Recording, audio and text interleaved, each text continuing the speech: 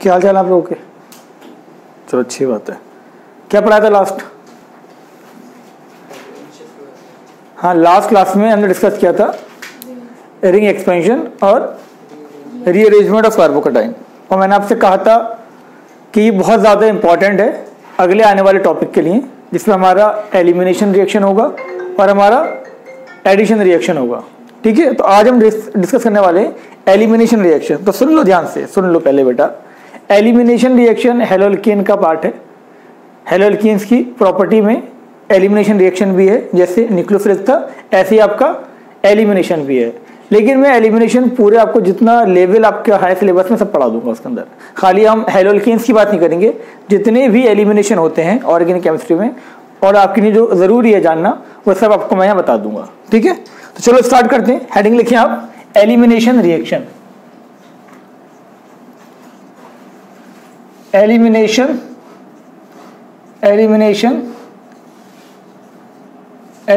Reaction. अब सबसे पहली बात ये आती है, अगर कोई आपसे पूछता है कि एलिमिनेशन रिएक्शन होती क्या है, आप किस रिएक्शन को बोलेंगे कि वो एलिमिनेशन रिएक्शन है? तो सुनो ध्यान से, अगर किसी रिएक्शन में दो सिग्मा बॉन्ड ब्रेक होते हैं और एक पाई बॉन्ड बनता है।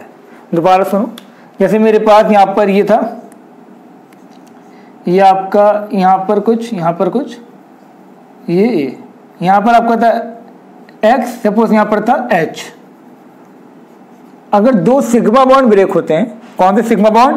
एक ये वाला बॉन्ड ब्रेक होगा, एक सपोज ये वाला बॉन्ड ब्रेक होगा। अगर दो सिग्मा बॉन्ड ब्रेक होते हैं और आपका क्या बनता है, दो सिग्मा बॉन्ड को ब्रेक होके एक पाई बॉन्ड बनता है, तो ये जो रिएक्शन कहलाई जाती है आपकी क्या होती है? Elimination reaction. Those reaction in which two sigma bond breaks to form one pi bond are called elimination reaction. ठीक है, मोस्टली ज्यादातर जितने भी हैं एलिमिनेशन रिएक्शन में पाई बॉन्ड जरूर बनेगा। जो हमें पढ़ना है, जो नॉर्मल आपके एलिमिनेशन रिएक्शन है, पाई बॉन्ड जरूर बनेगा उसके अंदर। बात समझ में आ गई? तो लिखो, those reaction in which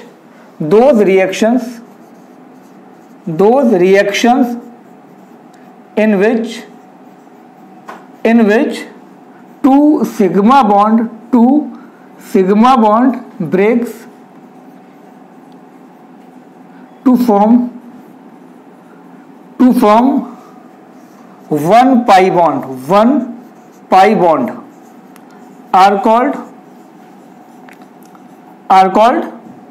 elimination reactions। तो यहां तक कोई दिक्कत किसी को? समझ गए? एलिमिनेशन में क्या होना है आपका? दो सिग्मा बॉन्ड ब्रेक होंगे और एक पाई बॉन्ड बनेगा, उसको क्या बोलेंगे हम? Elimination reaction. अब सुनो, elimination reaction are of following type. Elimination reactions are of following type. कोई पूछे आपसे कि एलिमिनेशन रिएक्शन कितने टाइप की होती हैं, क्या बताओगे? सबसे पहले बताओगे E2, just like SN2। E2 होता है बाईमोलिकुलर एलिमिनेशन। E2 कहता है आपका बाईमोलिकुलर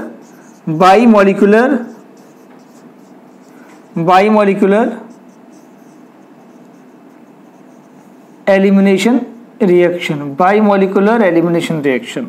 सेकंड आपका होता है E1 आपका होता है यूनिमोलिकुलर एलिमिनेशन रिएक्शन। थर्ड आपका होता है इसके अंदर E1CB elimination through conjugate base, elimination by conjugate base या elimination through conjugate base, elimination through conjugate base। last one is EI, internal elimination. ठीक है, इंटरनल एलिमिनेशन, जैसे इंटरनल सब्स्टिट्यूशन था ऐसे इंटरनल एलिमिनेशन है। ठीक है, तो बात समझ में आ गई? कोई पूछे एलिमिनेशन रिएक्शन किसको बताओगे? वो रिएक्शन जिसमें दो सिग्मा बॉन्ड ब्रेक होंगे और एक पाई बॉन्ड बनेगा, उसको हम क्या बोलेंगे? Elimination reaction. एलिमिनेशन रिएक्शन कितने टाइप की होती है? E2, E1, E1CB और EI। लिखो इसको फटाफट।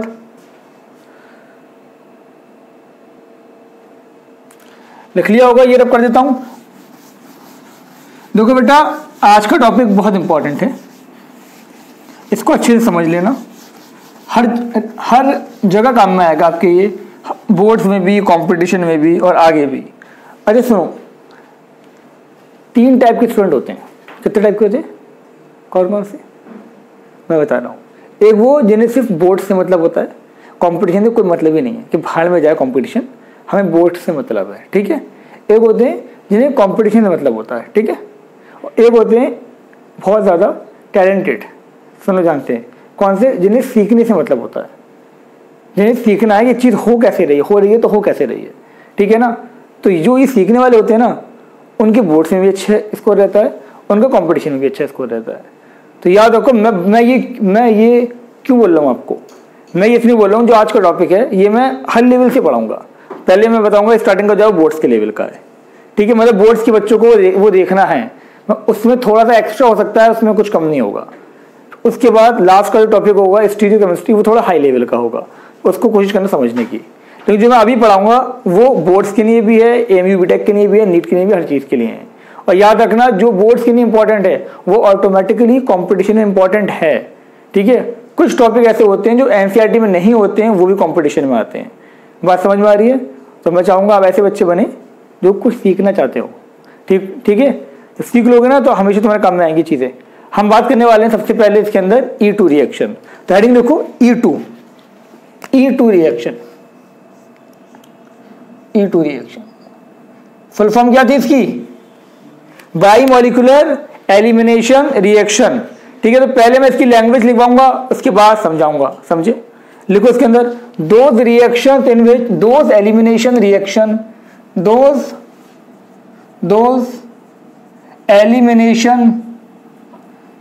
elimination reactions in which rate of reaction depends on SN2 में क्या होता था? रेट ऑफ रिएक्शन डिपेंड करता था सबस्ट्रेट पे भी और न्यूक्लियोफाइल पे भी। सेम यहाँ पर सबस्ट्रेट पे भी और बेस, यहाँ न्यूक्लियोफाइल नहीं होगा, यहाँ बेस बोलेंगे उसको हम। तो लिख लो, दो elimination reaction in which rate of reaction depends on substrate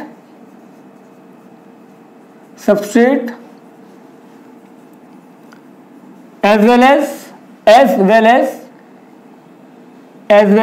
base, substrate as well as base. Base को मैं ऐसे लिख दूंगा, ठीक है, BA से, एज वेल एज बेस, ठीक है।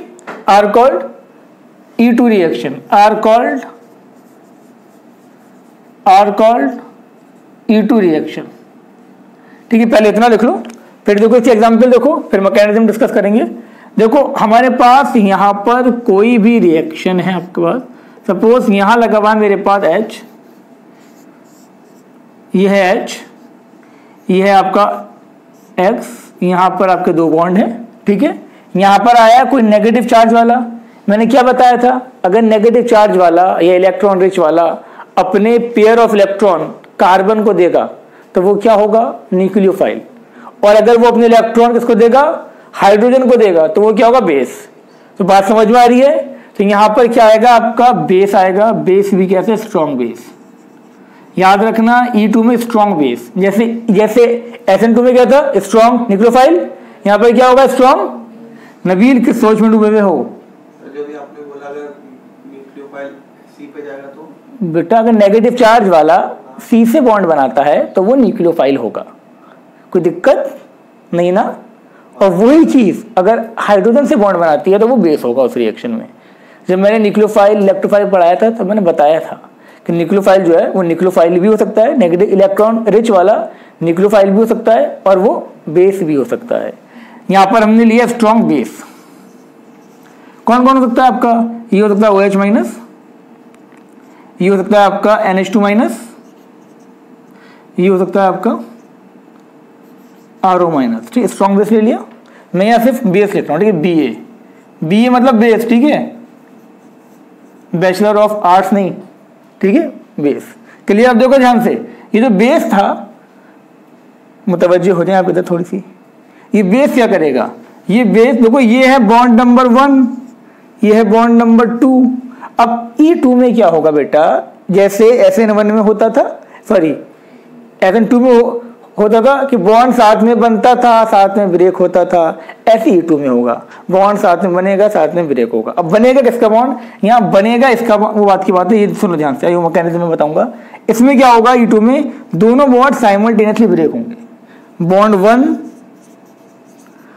1 and 2 break at same time ये दोनों बॉन्ड ब्रेक होंगे बेस की प्रेजेंस में। मैकेनिज्म अभी डिस्कस कर लूंगा मैं इसकी। और यहाँ पर क्या बन गया आपका, यहाँ पर बन गया आपका एल्कीन। हमेशा एलिमिनेशन जब भी होगा एल्कीन बनेगा। बात समझ में आई। यहाँ से क्या निकला, यहाँ से निकला ये, यहाँ से ये निकला 1 से, 2 से निकला ये, क्लियर। 1 से ये निकला, 2 से ये निकला, दोनों की वैलेंसी फ्री हुई, तो दोनों क्या करेंगे, दोस्ती कर लेंगे आपस में। तो उन्होंने क्या करा, दोस्ती कर ली, ठीक है।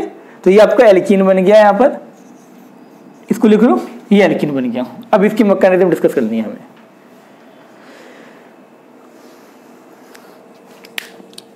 लिख लिया, जल्दी लिखो। अब देखो ध्यान से, ये मैं रब करता हूं, यहाँ पर कहानी को आगे बढ़ाते हैं। अब हम जानेंगे इसकी मैकेनिज्म। तो बेटा मैकेनिज्म पे जरा ध्यान देना, गौर और फिक्र फरमाना, आपके समझ में आ जाएगी, ठीक है। हम बात कर रहे हैं मैकेनिज्म, ठीक है। सपोज मेरे पास यहाँ पर KOH था अल्कोहलिक मीडियम में, तो यहाँ पर मैंने क्या ले लिया, यहाँ पर ले लिया मैंने आपका ये K+ हो गया, ये हो गया OH माइनस। तो एक्वस मीडियम नहीं लेना, अल्कोहलिक मीडियम, ये याद रखना। मीडियम यहाँ पर क्या होगा, अल्कोहलिक। अगर एक्वस मीडियम लिया तो वहाँ क्या हो जाएगा, वहाँ पर सब्स्टिट्यूशन हो जाएगा। अल्कोहलिक मीडियम में जो बेस, जो आपका नेगेटिव चार्ज वाला होता है, वो बल्कि हो जाता है। सुन लो ध्यान से, अगर एक्वस लोगे तो इतना बल्कि नहीं हो पाएगा, अगर अल्कोहल लोगे तो वो बल्कि हो जाएगा, और वो जाके क्या करेगा, कार्बन पर अटैक ना करके हाइड्रोजन को लेके निकलेगा। बात समझ में आ रही है मैंने क्या कहा, याद रखना। अगर एक्वस लोगे तो सब्स्टिट्यूशन, अगर तुमने अल्कोहलिक लिया तो क्या हुआ, एलिमिनेशन। तो यहाँ पर हमें जो बेस लेंगे वो अल्कोहलिक मीडियम में लेंगे। अब इधर देखो, यहाँ पर समझो, यहाँ पर मेरे पास ये था H, यहाँ पर कुछ भी था, यहाँ पर कुछ भी था, ये था X, क्लियर। अब यहाँ से जो स्ट्रॉन्ग बेस आपने लिया हुआ ये आया OH माइनस।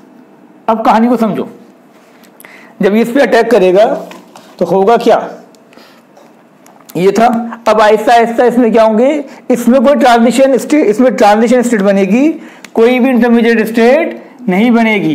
देखो क्या होगा, ये बॉन्ड आहिस्ता आहिस्ता ब्रेक होगा, ये H का बॉन्ड आहिस्ता आहिस्ता ब्रेक होगा, और आपका ये C था, आहिस्ता आहिस्ता ये बॉन्ड ब्रेक होगा, X का, पुरानी दोस्ती खत्म, नई दोस्ती बनना स्टार्ट। कैसे स्टार्ट, ये जो आपका बेस था, ये जो बेस था आपका, ये इससे बॉन्ड बनाएगा, ये बॉन्ड बनेगा, ठीक है। और आपका जब ये बॉन्ड ब्रेक हो रहा होगा, साइमल्टेनियसली आपको क्या होगा, साइमल्टेनियसली आपका ये बॉन्ड बनेगा। तो कितने सारे बॉन्ड बन रहे हैं, कितने सारे बॉन्ड ब्रेक हो रहे हैं, बात समझ में आ रही है। ये इससे दोस्ती बना रहा है, जब ये इसके साथ गया, इसने पुराने दोस्त छोड़े, इसने कहा तू जा रहा तो भाई मैं भी जाऊंगा, तेरे बिना मैं भी यहाँ नहीं रुकूंगा। तो जब ये गया तो उसके पीछे पीछे ये भी निकल लिया। अब उसे क्या पता था कि धोखा दे देगा इसको। अब इसके साथ तो गया नहीं यहाँ पर ये, अब किसके साथ गया, H गया किसके साथ, आपका H गया आपका OH के साथ, क्या बन गया, H2 बन गया, ठीक है। लेकिन अब ये भी अकेला कहाँ रुकेगा, यहाँ पर जो K था या Na था या जो भी था, उसके साथ क्या हो गया, आपका KX आ गया। आगे बात समझ में क्लियर हो गया तक बात, ये कहानी बनी। तो यहाँ पर आपका ये क्या था, आपका ये ट्रांजिशन स्टेट था, अभी निकला नहीं है ये, अभी तो ट्रांजिशन स्टेट बना है, ठीक है। ये क्या था आपका, ये था ट्रांजिशन स्टेट।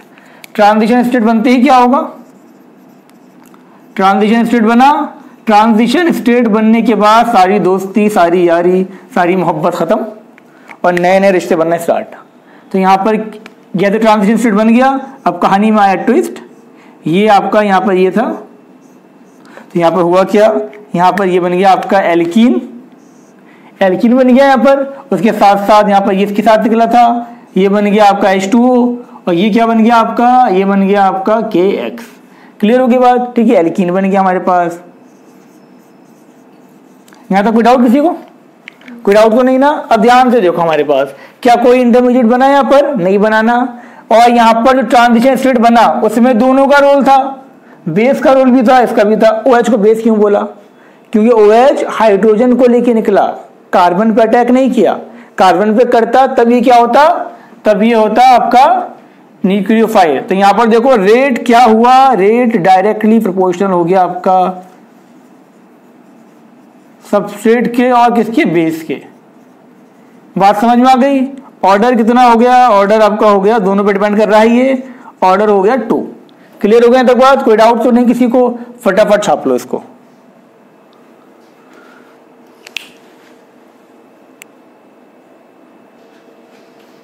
समझ में आ गई तक बात? डाउट तो नहीं कोई? चलो ये रब करते हैं, मैकेनिज्म हो गई। अब लिख लें इसके बारे में थोड़ा सा। हमने क्या देखा? Single step mechanism. तो लिखो पहला पॉइंट इसके अंदर, it has single step mechanism. कैसी मैकेनिज्म थी इसकी? Just like SN2, it has single step mechanism. It has single step mechanism.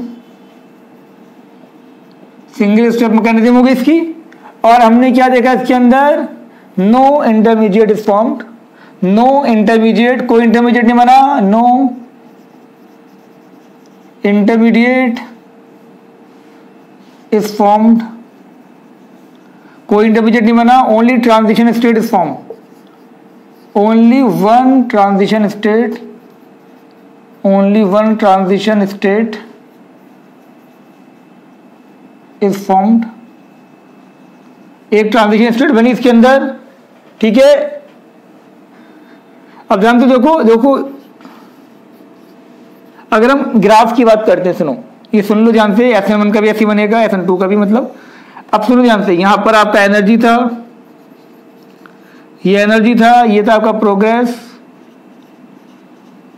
तो ये जो ग्राफ बनेगा ना इसका, जो ग्राफ में क्या आएगा आपका? ग्राफ में आपका एक ही पहाड़ आएगा, ठीक है ना। जितना इंटरमीडिएट बनता है उससे एक ज्यादा ट्रांजिशन स्टेट होती है। और ये जो पहाड़ होता है, ये पहाड़ क्या होता है? Transition state. क्या कहा मैंने? जितना इंटरमीडिएट बनेगा ट्रांजिशन स्टेट उससे एक ज्यादा होगी। क्या कोई इंटरमीडिएट बना इसमें? नहीं बनाना। तो कितने पहाड़ होंगे इसमें? एक ही पहाड़ होगा।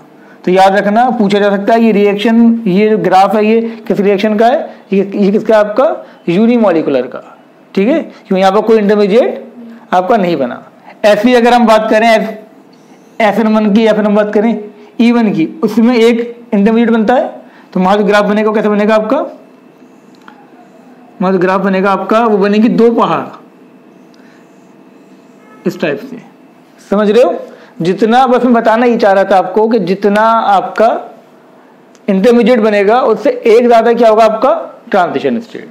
खैर लिखने की जरूरत नहीं है खास, बस बताना चाह रहा था मैं आपको। अब सुनो ध्यान से, यहां तक देख लिया हमने, तो लिख लो इसको। हम अगर रिएक्टिविटी की बात करें, यहां पर रिएक्टिविटी, हम अगर रिएक्टिविटी की यहां पर बात करें बेटा, तो ये सुन लो ध्यान से। रिएक्टिविटी का ऑर्डर क्या होगा आपका? सबसे ज्यादा टर्शरी वाला, फिर सेकेंडरी वाला, फिर आपका प्राइमरी वाला। ये रिएक्टिविटी का ऑर्डर होगा इसके अंदर। रीजन क्या है? रीजन ये है, टर्शरी वाले से पहली बात, टर्शरी वाले में बल्किनेस ज्यादा होगी तो लीविंग ग्रुप जल्दी निकलेगा।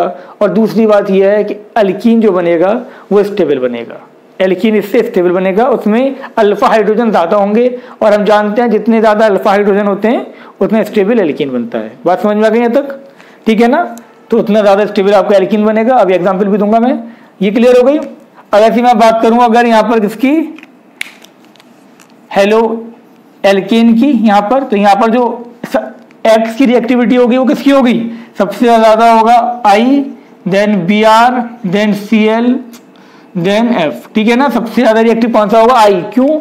आई is a good leaving group. और हमने देखा था जो स्लो स्टेप था, पूरा एक ही स्टेप था ये, तो लिविंग ग्रुप पे डिपेंड करेगा ये। बात समझ में आ गई? इसमें ये लिविंग ग्रुप पे डिपेंड करेगा क्योंकि आपका एक ही स्टेप में लिविंग ग्रुप निकल रहा है इसके अंदर। तो यहाँ पर सबसे ज्यादा रिएक्टिव कौन सा होगा? आई। और उसमें हम देखेंगे तो टर्शरी वाला। लिख लिया ये? कोई रिएक्शन देखे इसकी? मैंने ये कहा कि number of transition state is equal to 1 plus intermediate. Number of transition state is equal to 1 plus intermediate, जितने इंटरमीडिएट बनेंगे उससे एक ज़्यादा ट्रांजिशन स्टेट होगी। ये लिख लिया आपने यहाँ तक, कोई डाउट तो नहीं किसी को? रब कर दें, चलो अच्छी बात है। अब देखो ध्यान से, हम कुछ एग्जाम्पल्स लेते हैं इसके अंदर। अब एग्जाम्पल देखें आप। अब देखो यहाँ पर मैंने पहली एग्जाम्पल ली आपकी, ये बेटा बहुत ध्यान से सुनना। हमने यहाँ पर लिया CH3 CH2 Cl, यहाँ ले लिया मैंने क्या आपका KOH। कैसे लिया? अल्कोहलिक। अल्कोहल लिख भी सकते हैं, अल्कोहलिक ना बोल के अल्कोहल लिख भी सकते हैं। बात समझ में आ रही है तक? ये अगर मैं ये aqueous लिखता तो क्या होता? OH क्या करता? सब्स्टिट्यूट कर देता, अल्कोहल बन जाता। बात समझ में आ रही है? डिफरेंस याद रखना, अल्कोहलिक लूंगा तो एलिमिनेशन होगा। तो देखो ये अल्फा कार्बन, ये बीटा कार्बन, बात समझ में आई?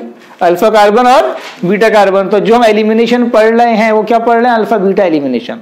अल्फा से हेलोजन निकलेगा, बीटा से हाइड्रोजन निकलेगा। यहां से हेलोजन निकला, ध्यान से देख लो, बहुत सिंपल है। यहां से क्या निकला आपका? हेलोजन निकला।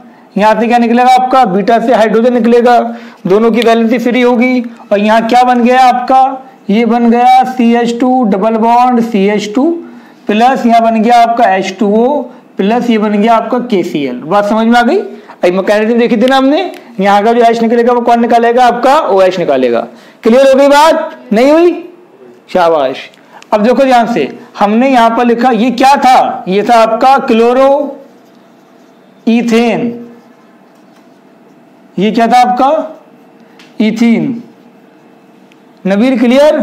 पता है तुम फेमस हो गए हो, दूसरी कोचिंग बच्चे बात कर रहे थे, नबील को आप बहुत पूछते हैं, नबील कौन है, नबील कौन है? ठीक है, ये देखो ध्यान से, हमने यहां पर लिखा CH3 CH3, ये आपका हो गया Cl Br कुछ भी। ठीक है, देखो ये कौन सा था बेटा? ये प्राइमरी था ना, प्राइमरी कार्बन से लगा था हेलोजन, प्राइमरी था। यहां पर किससे लगा हुआ है? सेकेंडरी से लगा हुआ है, सेकेंडरी अल्काइल हैलाइड। नाम क्या है इसका? नाम है 2 chloro propane. Clear? 2 chloro propane, या इसको हम और क्या बोल सकते हैं? Isopropyl chloride. कौन हो दिक्कत किसी को? कोई परेशानी? यहां पर लिखा मैंने क्या? KOH या NaOH लिख दो, आपकी मर्जी है। ALC क्या हो गया? ALC क्या हो गया? अल्कोहल। ठीक है, अब अल्फा से क्या निकलेगा? हेलोजन। ये बीटा, ये भी बीटा। बीटा तो पता है ना क्या होता है? बीटा सबको पता है, बीटा क्या होता है? अल्फा से जो कार्बन डायरेक्टली अटैच होता है वो बीटा होता है। तो अल्फा से क्या निकला आपका? हेलोजन। बीटा से क्या निकला? हाइड्रोजन। दोनों बीटा सेम है, जहां से मर्जी है वहां से निकाल दो। तो हमने क्या देखा? हमने ये देखा आपका CH3 CH double bond CH2 क्या बन गया? ये बन गया प्रोपीन। ये बनाओ मत बनाओ तुम्हारी मर्जी है। ठीक है, फिर मैंने क्या देखा? ध्यान से देखो बेटा, यहां मैंने देखा CH3 यहां क्या देखा मैंने? ये देखा Cl। यहां लिखा मैंने आपका KOH, ये लिख दिया मैंने, अब मैं अल्कोहल लिख दे रहा हूं पूरा। यहां लिख दिया मैंने आपका C2H5OH। ठीक है, ये ले लिया मैंने। अब क्या होगा यहाँ पर? हमें देखना है, एलिमिनेशन तो हो गई होगा। तो ये अल्फा बीटा बीटा बीटा, तीनों बीटा सेम है ना, कहीं से भी निकाल दो। अल्फा से हेलोजन निकलेगा, ये आपका CH3 यहाँ से हेलोजन निकला, यहाँ से निकाल दिया मैंने हाइड्रोजन। क्या बन गया? ये बन गया आपका 2 मिथाइल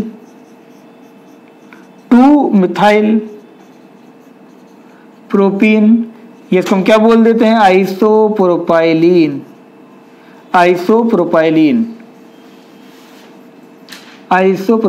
क्लियर हो गए तक बात? कोई डाउट तो नहीं किसी को? अब देखो यहां पर जो एल्कीन बना है उसके कितने अल्फा हाइड्रोजन है? कितने अल्फा हाइड्रोजन है?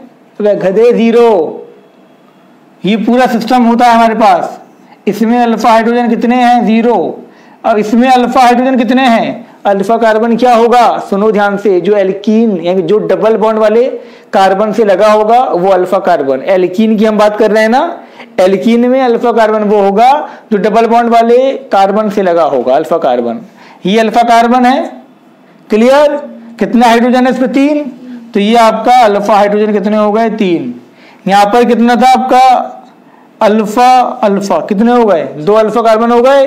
अल्फा हाइड्रोजन कितने हो गए यहाँ पर अल्फा हाइड्रोजन हो गए 6। और हम जानते हैं कि जितने ज्यादा अल्फा हाइड्रोजन उतने ज्यादा हाइपर कॉन्जुगेट उतना ज्यादा स्टेबल।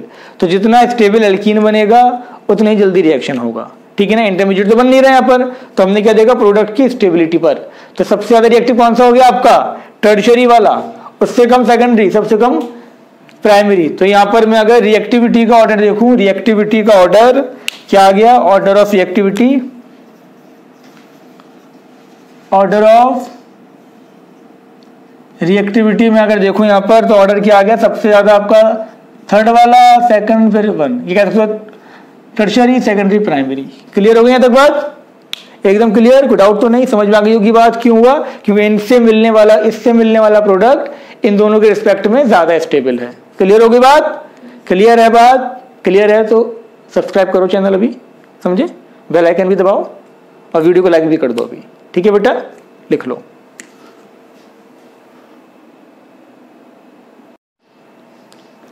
लिख लिया बेटा, बात समझ में आ गई।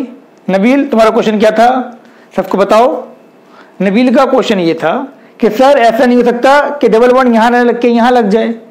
बिल्कुल पॉसिबल है, लेकिन अगर यहां पर लगेगा तब भी नाम क्या होगा नबील, तभी प्रोपीन होगा, तो बनेगा तो प्रोपीन ही। अब सुन लो ध्यान से, अगर बीटा कार्बन सेम है, ये भी बीटा था ये भी बीटा था, दोनों सेम थे, तो कंपाउंड सेम ही बनेगा, कहीं से भी निकालो। यहां पर भी देखो ये भी बीटा ये भी बीटा ये भी बीटा, तीनों बीटा थे, तीनों बीटा पे 3 हाइड्रोजन थे, तो कहीं से भी निकालोगे कंपाउंड तो एक ही बनना है ना। लेकिन अगर बीटा कार्बन डिफरेंट हैं तब क्या होगा, अब वो डिस्कस करते हैं। रब कर देंगे, ये रब कर देते हैं। अब जब अलग अलग स्ट्रक्चर बनते हैं, मतलब स्ट्रक्चर आइसोमर जब बनते हैं, उसको हम बोलते हैं रिजियोकेमिस्ट्री। तो हेडिंग लिखिए आप, रिजियोकेमिस्ट्री ऑफ E2।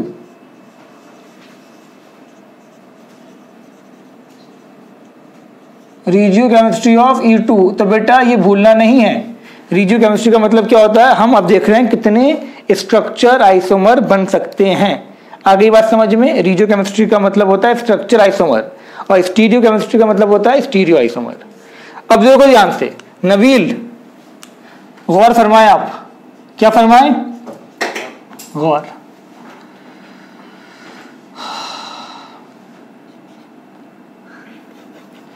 ये देखिए आप, यहां पर लिया मैंने आपका CH2, ये लिया मैंने C, यहाँ ले लिया सपोज Cl, यहाँ ले लिया CH3, यहाँ पर लिया मैंने KOH, कोई दिक्कत। अब ये देखो, ये आपका क्या हो गया, ये हो गया अल्फा कार्बन, ये बीटा कार्बन, ये बीटा कार्बन। कितने बीटा हैं, अलग अलग है ना, पहले सेम थे अब क्या अलग अलग बीटा हैं। तो एक बार यहां से निकालो जरा, एक बार यहां से निकालो। तो ध्यान से देखो, जब एक बार तुम यहां से निकालोगे CH3, पहले यहां से निकालते हैं, डबल बॉन्ड CH2 CH3, क्या बना ये ब्यूट ट्विन। एक पॉसिबिलिटी ये थी, एक पॉसिबिलिटी क्या थी आपकी, हमने यहां से निकाला, तो ये आपका CH3 CH2 CH double bond CH2, क्या बना ये ब्यूटीन, ब्यूट 1 या ब्यूटीन। क्लियर हो गया तक बात। अब दो पॉसिबिलिटी हो गई ना, क्योंकि 2 अलग बीटा कार्बन थे। अगर 2 डिफरेंट बीटा कार्बन है तो आपके 2 पॉसिबल प्रोडक्ट यहाँ पर हैं हमारे पास। इनको हम क्या बोलेंगे, स्ट्रक्चर आइसोमर। हम जानते हैं जब नाम अलग होता है तो स्ट्रक्चर आइसोमर होते हैं। स्ट्रक्चर में भी कौन से हैं, पोजीशन, एक में position of double bond first है, एक में सेकंड है। बात समझ में आ गई, 2 पोजीशन आइसोमर बन गए, मतलब 2 स्ट्रक्चर आइसोमर बन गए। अब सुनो ध्यान से, अगर जहां पर नंबर ऑफ हाइड्रोजन कम है वहां से निकलता है हाइड्रोजन, उसको हम बोलते हैं सेट प्रोडक्ट। और अगर हाइड्रोजन वहां से निकलता है जहां पर नंबर ऑफ हाइड्रोजन ज्यादा हैं, उसको हम बोलते हैं हॉफमैन प्रोडक्ट। सुना तुमने क्या कहा मैंने। अब बात ये हो रही है ज्यादा कौन सा बनेगा, तो इन जनरल हमेशा सेट प्रोडक्ट ज्यादा बनेगा। देख लो रीजन क्या था, वहां पर जो एल्कीन बनना है वो कम स्टेबल है। यहाँ कितने अल्फा हाइड्रोजन है, यहाँ सिर्फ 2 अल्फा हाइड्रोजन है। यहाँ कितने अल्फा हाइड्रोजन है, 6 अल्फा हाइड्रोजन है। बात समझ में आ रही है, क्लियर हो रही है तक बात। ये तो ये ज्यादा स्टेबल है, वो कम स्टेबल है। ये क्या था आपका, ये था आपका मोर स्टेबल, मोर स्टेबल। समझ में आई बात? क्यों? क्योंकि अल्फा हाइड्रोजन ज़्यादा थे, जितने ज़्यादा अल्फा हाइड्रोजन उतने ज़्यादा एल्कीन की स्टेबिलिटी। यहाँ देखो ये सिर्फ एक अल्फा कार्बन था, 2 अल्फा हाइड्रोजन थे, तो ये क्या होगा? Relatively less stable. आई बात समझ में? क्लियर है? तो ये ज़्यादा स्टेबल है, ये कम स्टेबल है, तो ये क्या होगा? आपका मेजर होगा, ये मेजर, ये आपका माइनर। जर्नल जो रहता है वो यही रहता है, ठीक है। इसी से आपको एक नया रूल आता है जिसे हम बोलते हैं सेट-ज़ेफ रूल। सेट-ज़ेफ रूल समझ लो क्या होता है? सेट-ज़ेफ रूल ये कहता है कि जब भी अगर आपसे एक ही प्रोडक्ट पूछा जा रहा है, ये तो होगा कितने पॉसिबल थे, एक पूछा जा रहा है आपसे क्या बनेगा, रिएक्शन आया का इसका प्रोडक्ट क्या बनेगा, तो हमेशा हम वो बनाते हैं जो मेजर होता है। सब समझे? ये अप्रोक्सीमेट आपको कितना होगा? 75। ये अप्रोक्सीमेट कितना होगा? 25 के करीब होगा, इस टाइप से कुछ होगा, ठीक है ना। या ये और ज़्यादा होगा, वो और कम होगा, जो भी होगा, लेकिन ये ज़्यादा होगा, वो कम होगा। अब सुनो मेरी बात, हम आपसे कोई पूछे कि अगर एक ही बनाना होता है इसका तो क्या बनाते हम? कौन सा बनाते? Saytzeff product. तो ये मेजर था, तो सुनो इसको बोलते हैं Saytzeff rule. During the elimination, during elimination hydrogen is eliminated. During elimination hydrogen is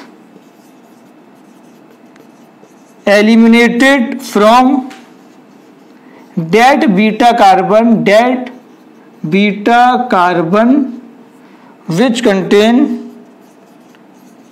which contain less number of hydrogen. This is known as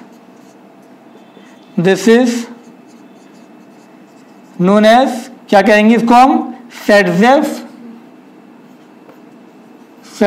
rule. This is known as Saytzeff rule. Clear है? तो ये सेट-ज़ेफ rule है, याद होना चाहिए। हमें जब exam में क्वेश्चन आता है तो दोनों नहीं बनाते, दोनों तब बनाने होते हैं पॉसिबल पूछा जाता है। अगर हमें एक ही बनाना है तो हम क्या करेंगे? ये बनाएंगे। कौन सा बनाएंगे? सेट-ज़ेफ प्रोडक्ट। इसको क्या बोलेंगे हम? Saytzeff rule. लिख लो।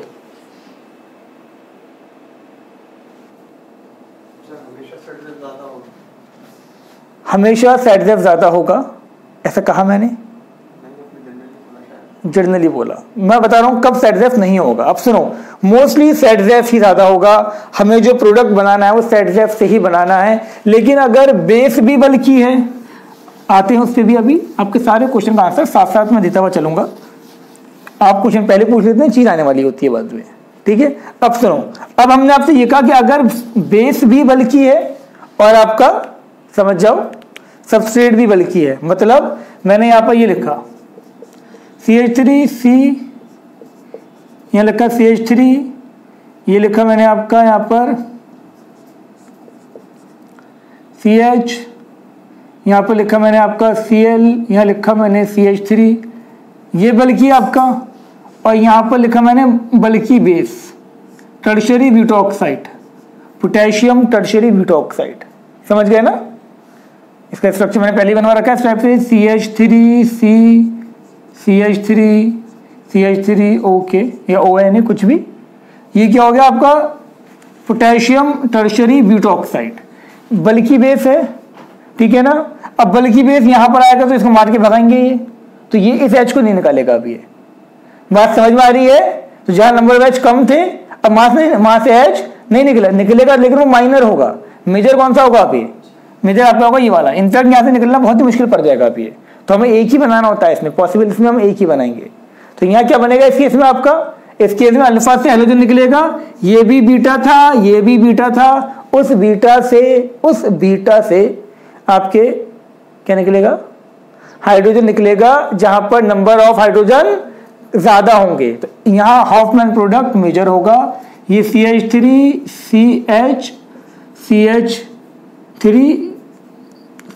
Double bond CH2। बात समझ में आई यहाँ तक?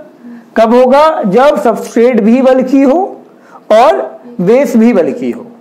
क्लियर हो गया? तक बोले दोनों बल्कि हैं तो क्या होगा आपका? बोल बेटा बोल। हाथ नहीं है आपके तो लिखें फिर आप कि अगर सबस्ट्रेट भी बल्कि है और बेस भी बल्कि है तो हॉफमैन प्रोडक्ट मेजर होगा। कोई दिक्कत? तो लिखो फिर इसको, ठीक है ना। इंपॉर्टेंट था ये एक्सेप्शन था आपका।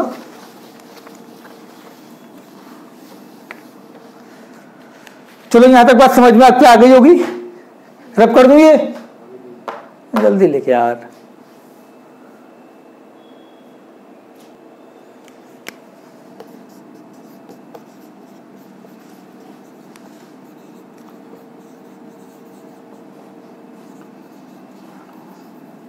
If both substrate and base are bulky, then Hofmann product is major. Then Hofmann product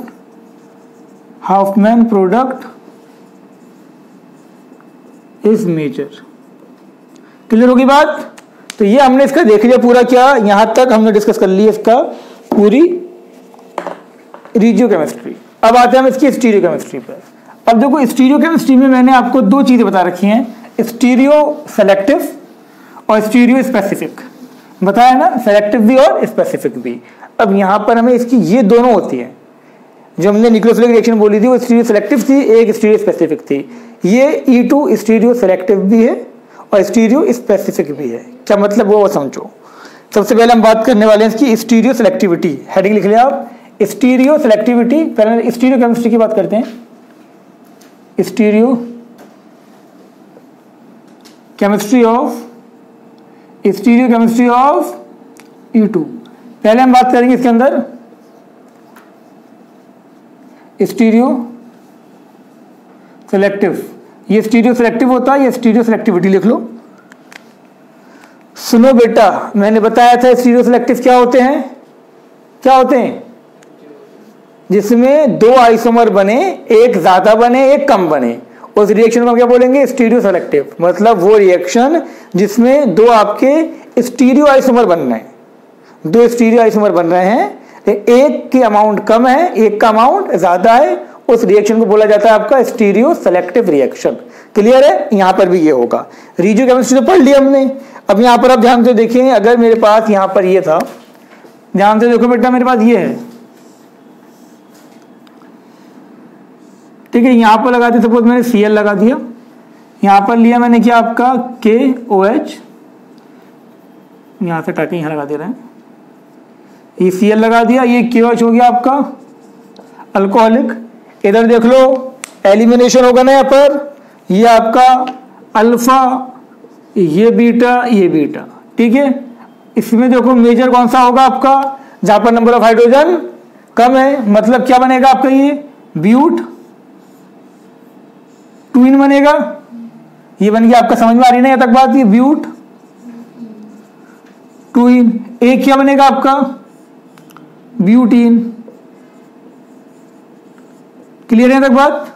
मैं इसको ऐसे लिख दे रहा हूँ, चलो ये बाद में लिख देंगे। मैंने यहाँ लिख दिया आपका CH3 CH double bond CH3, ये बना ब्यूटीन। एक क्या बना आपका, ब्यूटीन बना। अब सुनो ध्यान से, ये जो कंपाउंड मैंने लिया है यहाँ पर, अब ये जो ये आपका बनेगा, ये सपोज कितना था आपका, ये 75% था, ये कितना था आपका अप्रोक्स 25%। ये गलत हो सकता है परसेंटेज का कोई मतलब नहीं है। अब देखो ब्यूटीन भी दो पॉसिबल है, ये इसकी रिजियोकेमिस्ट्री थी, ये स्टीरियो नहीं थी, ये इसके स्ट्रक्चर आइसोमर थे।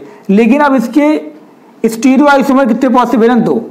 एक पॉसिबल है आपका CH3HH, क्या हो गया, सिस ब्यूट ट्विन। ब्यूट ट्विन का क्या होता है, सिस भी होता है ट्रांस भी होता है, सिस ब्यूट ट्विन, और दोनों ही मिलेंगे मुझे, ठीक है ना। सिस ब्यूट ट्विन और एक क्या मिलेगा मुझे इसी के अंदर, ट्रांस ब्यूट ट्विन। यहां क्या मिला मुझे, ट्रांस ब्यूट ट्विन। इस रिएक्शन के टोटल प्रोडक्ट कितने मिले मुझे नबील, शाबाश। 4 कहते हैं ना, तो बहुत पिटते हैं अभी।